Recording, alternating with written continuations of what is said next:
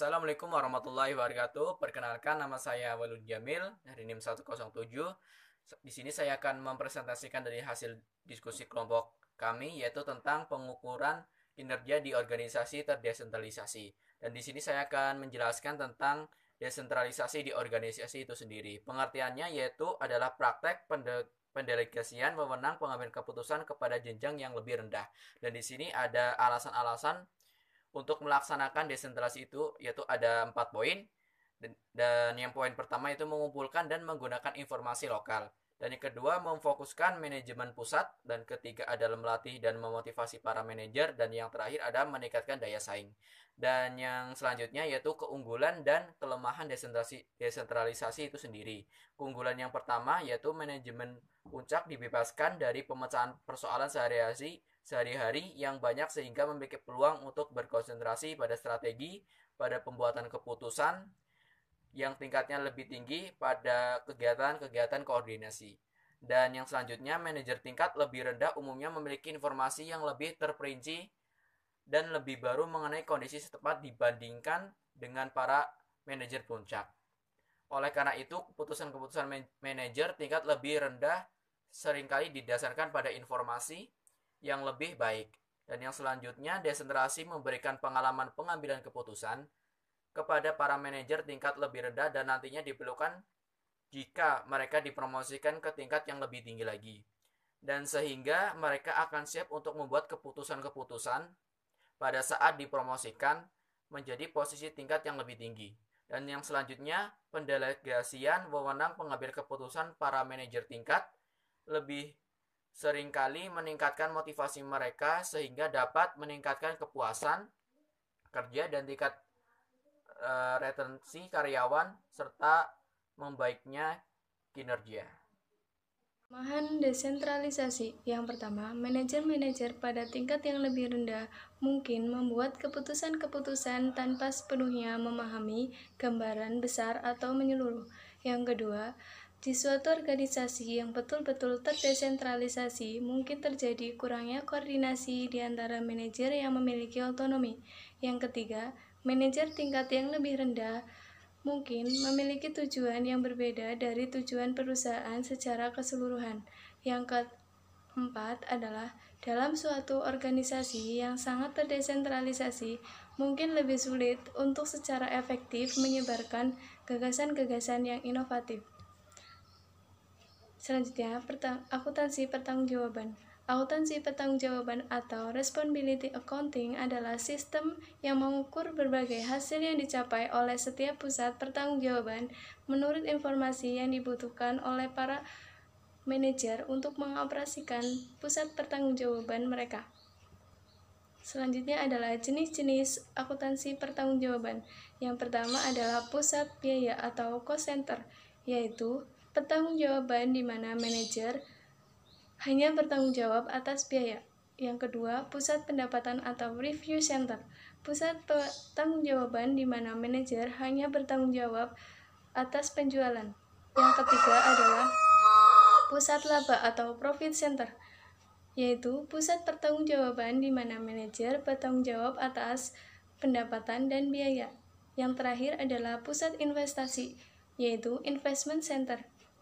Pusat pertanggungjawaban di mana manajer hanya bertanggung jawab atas pendapatan, biaya, dan investasi. Saya akan menjelaskan mengenai evaluasi kinerja pusat investasi. C. Mengevaluasi kinerja pusat investasi. Kinerja pusat investasi tidak boleh diukur hanya dari laba yang diperoleh, tetapi juga harus dihubungkan dengan investasi pada pusat tersebut. Terdapat 2 metode yang digunakan untuk mengukur kinerja pusat investasi, yaitu Return on Investment atau ROI, Residual Income atau RI, dan Economic Value Added atau EVA.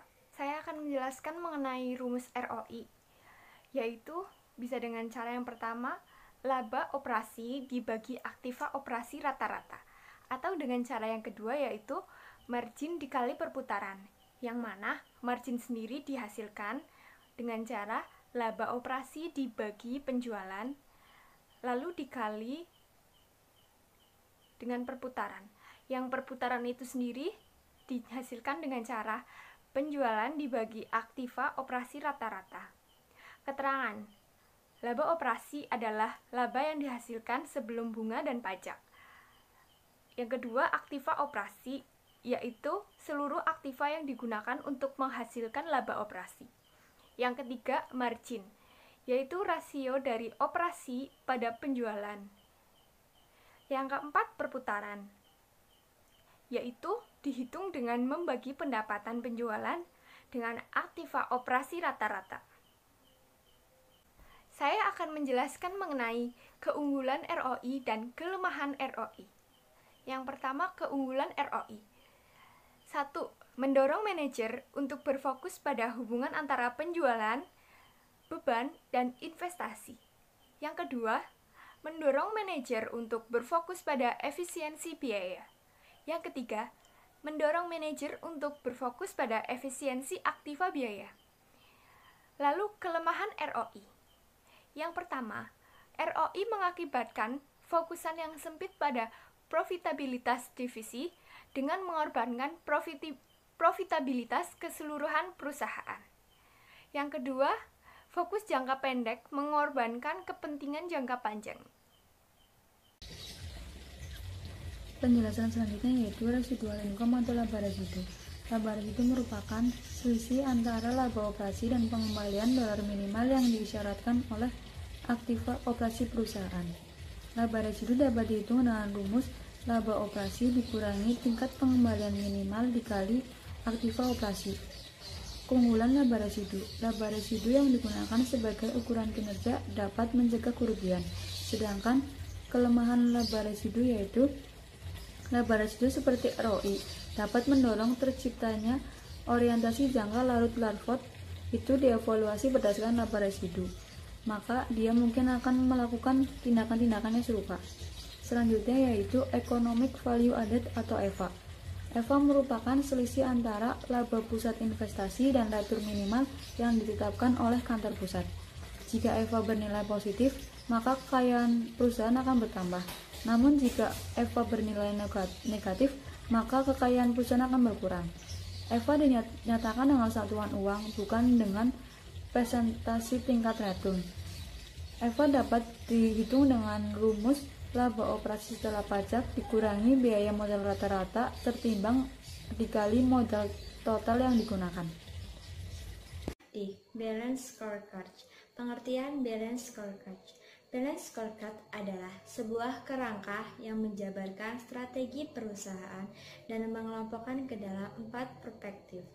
Sebuah sistem komunikasi, sistem pengukuran, sekaligus sebuah proses manajemen yang telah mengubah cara pandang kita dalam melihat maupun mengukur kinerja suatu perusahaan.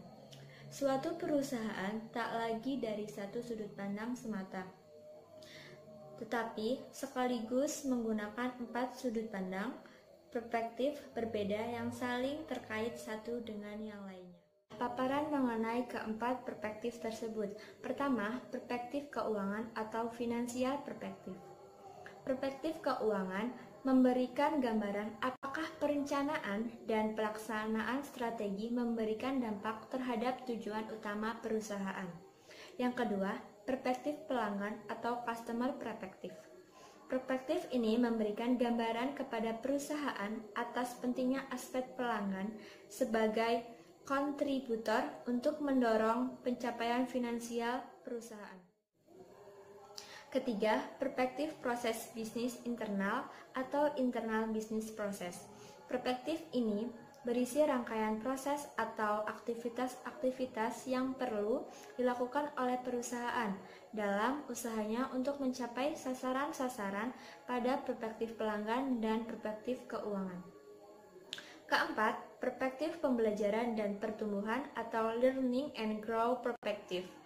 Perspektif ini mengidentifikasi hal-hal yang harus dipersiapkan oleh perusahaan agar dapat menjalankan aktivitas proses bisnis secara optimal. Sekian presentasi dari kami. Terima kasih telah menonton. Wassalamualaikum warahmatullahi wabarakatuh.